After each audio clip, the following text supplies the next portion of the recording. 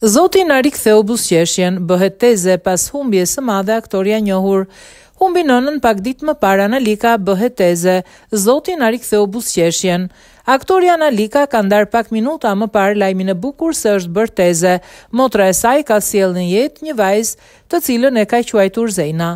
Ky lajm vjen në jetën e motrave si një shpresë pas ditëve të vështira. Nëna e tyre Ilda Gjoni u nda nga jeta në ditën e Krishtlindjes të vitit që lan pas.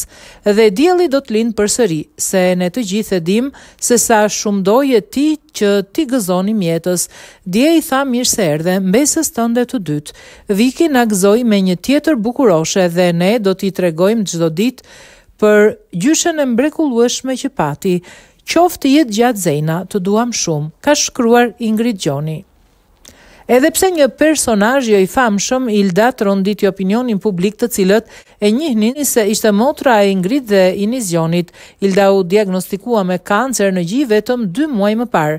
Sipas rrëfimit të miqve, vet Ilda as nuk ka dashur ta pranojë sëmundjen që e kishte përfshirë.